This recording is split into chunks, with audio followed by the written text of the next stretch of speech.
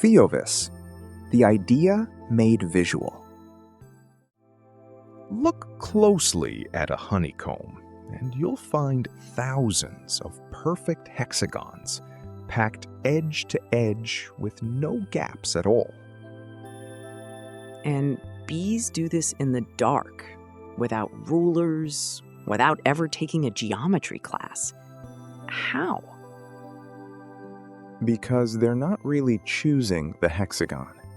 Mathematics and physics are choosing it for them. Let me show you why it's almost inevitable. So, what problem is the hive actually trying to solve?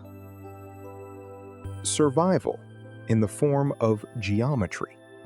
Wax is expensive. A bee burns roughly 8 units of honey to make 1 unit of wax. So every gram of wall they build costs them food they need for winter. Exactly.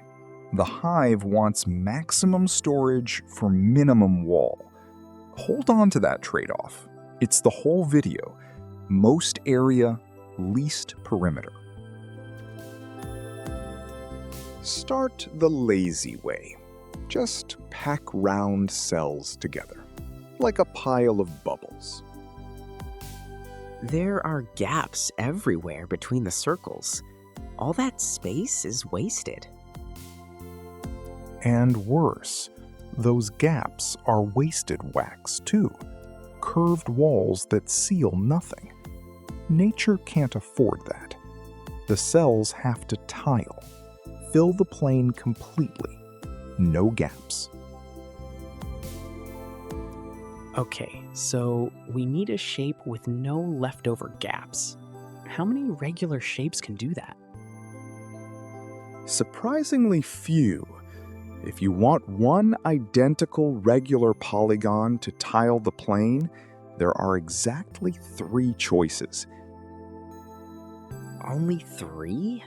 Out of all possible shapes? The reason there are only 3 is hiding in the corners. Where corners meet, the angles have to add up to exactly 360 degrees, or you get a gap or an overlap. Triangles meet 6 to a point, squares 4 to a point, hexagons 3 to a point. They all close up perfectly. Because a pentagon's 108-degree corner doesn't evenly divide 360, regular pentagons leave a gap, meaning only triangles, squares, and hexagons can tile perfectly. The interior angle of a regular n-gon is n-2 multiplied by 180, and then divided by n. And the only ones where that angle divides evenly into 360 are the triangle, the square, and the hexagon. 3 finalists. Now we make them compete on the only thing the bee cares about: wall length. So, among the 3 that tile, which one walls off a given area with the least perimeter? That's the exact question. Let's give each shape the same floor space, 1 unit of area, and measure how much wall it takes. Same area for all 4. The triangle needs the most wall, then the square, then the hexagon. The circle is the all-time champion, but circles don't tile. So, the hexagon is the most circle-like shape you can use to tile without any gaps. That's the punchline of the whole hive. The hexagon borrows the circle's efficiency, but keeps a tight, gap-free seal. For example, to wall off 1 unit of area, a circle needs about 3.55 units of perimeter compared to a hexagon's 3.72. The square needs precisely 4, and the triangle requires 4.56, which is a bit much. So, switching from square cells to hexagons saves the hive about 7% of its wax, forever. Over a whole colony? That's enormous. Is this just true for our 3 finalists, or for absolutely any shape? Any shapes at all, even wiggly, irregular ones. The claim that a regular hexagonal grid is the least perimeter way to tile the plane is called the Honeycomb Conjecture. And someone actually proved it? The Roman scholar Varro guessed it around 36 BC. It took until 1999 for the mathematician Thomas Hales to finally prove it. 2,000 years to confirm what the bees already knew. There's a second saving on top of the shape. In the comb, every wall is shared between 2 cells. So one wall stores honey on both sides at once. You build it once, you use it twice. And 3 walls meeting at 120 degrees is the most stable junction there is. It's the same angle you see where soap bubbles meet. Strength and thrift from the same geometry.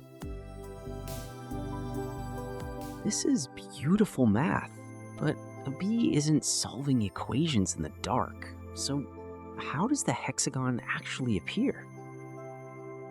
Here's where it gets even more interesting, and where we have to be careful not to tell you the tidy myth. Bees often start by building cells that are round in cross-section, a bit like a raft of bubbles pressed together. And then the round cells settle into hexagons on their own? Warmed by the bees' bodies, the wax near each 3-wall junction softens and flows, and surface tension pulls those junctions to 120 degrees. The round cells round off into hexagons. Now, honesty matters. One camp, led by engineering studies of real combs, argues the hexagon is mostly this flow and surface tension effect. And what about the other camp? Other researchers measured bees actively shaping and measuring the walls themselves, arguing the insect's behavior does a lot of the work. The truth is probably some of both, and we'll tell you that, rather than sell you a clean fairy tale. Is this something engineers copy? Constantly. Slip a honeycomb layer between 2 thin sheets, and you get a panel that is extraordinarily stiff and light. It's inside aircraft floors, rocket walls, and satellites. The same maximum strength, minimum material trick the bees found. We call it biomimicry. The hive solved a hard optimization problem millions of years before we had the math to describe it. So, the hexagon isn't a clever choice the bee makes. It's where 3 forces meet. It tiles with no gaps. It walls off the most area for the least wax, and warm wax naturally relaxes into it. Geometry, economy, and physics, all pointing at the same 6-sided answer. The smallest engineers in the world, building a proof you can hold in your hand. If you want to go deeper, Hale's proof, the two competing studies on how the comb actually forms, and Darcy Thompson's century-old classic. Guessed by a Roman, proved by a mathematician, and quietly run by bees the entire time. Next time you see a honeycomb, you're looking at a theorem. If it finally clicked, subscribe. It really helps. And I'll see you in the next one.